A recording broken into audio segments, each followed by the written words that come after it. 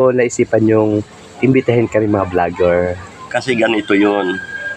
Habang nandoon kami sa California, nagpapalo kami sa inyong Grupo. group. Sabi ni ate ko, nung namatay ang asawa niya, dahil siya ang talagang nag-inganyo sa amin na invite nyo sila kahit na wala na ako sa buhay. Good morning. Kasama ko po ngayon ang taong nag-invite sa amin dito sa Lingayen, Pangasinan, na kung saan po sila ay balikbayan lang po at inimbitahan po kami dahil 97th birthday po ng tatay nila.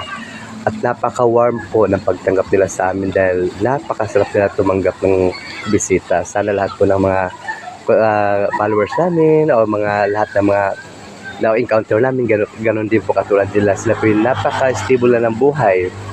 Kumbaga, andyan lang sa tugatog, pero grabe po sa tumanggap ng mga katulad namin, mga vloggers. Nagpapasalamat po ako ng mabuti. At ngayon, makakausap po natin yan si Sir Cherry. Sir, good afternoon po. Good afternoon. By the way, Sir, nais ko magpasalamat sa magandang pagtanggap ninyo sa amin dito, ha? Oo, all the time yan.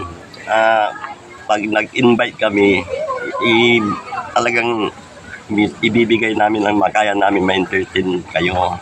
Nagpasalamat kami ng lubusan dahil maliban sa kahapon napakagandang pagtanggap niyo sa hotel, sa reception, sa birthday ni tatay mo. At of course, sa accommodation na binigay niyo sa akin, napakaganda. Sana po. You are always welcome. So sir, mabuti po naisipan yung paano po naisipan yung imbitahin kami mga vlogger? Kasi ganito yun. Habang nandoon kami sa California, nagpapalo kami sa inyong grupo. Group.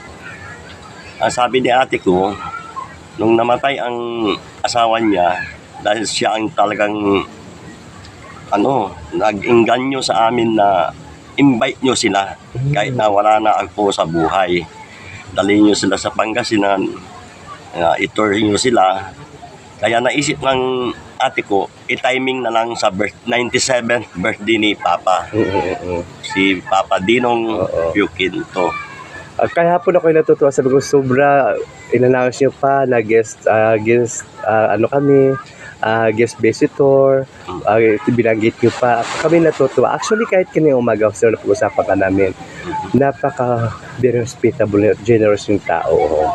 Actually, hindi lang kayo, pati mga kapitbahay nyo, mga kamag-anak nyo pala yun. Oo. Nagulat ako kanina, sinabi na ko entertain nyo kasi mabisita natin yon. So, sir, maraming salamat, ha. Naway, hindi huli yung pagsama-sama natin. Kung dumating man ang time na kayo naman magpapasyal sa amin, welcome din po kayo. Okay.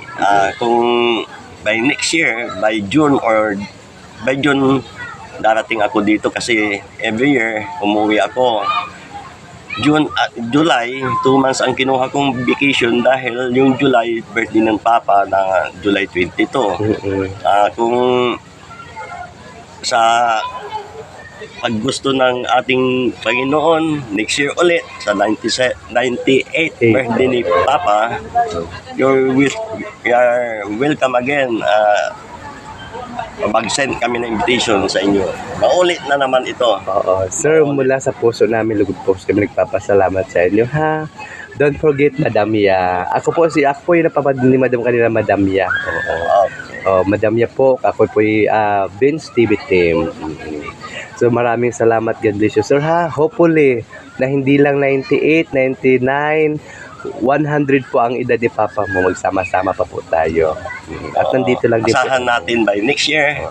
Nandito kayo ulit. Kay Madam Myrna, maraming salamat, ha. Maraming salamat sa magandang pagtanggap niyo sa amin dito. Sa lahat po ng family ng Yukinto family dito po sa Lingayen, Pangasinan.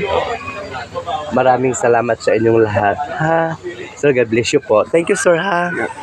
Thank you. Welcome. See you next year again. Okay po.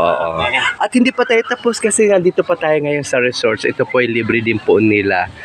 Kanina nag-breakfast kami sa bahay nila. Sinundo kami sa tinutuloy namin accommodation. At ngayon, dito naman po kami may pa-surprise naman po sila dito sa swimming pool. Nagpapa-swimming naman po.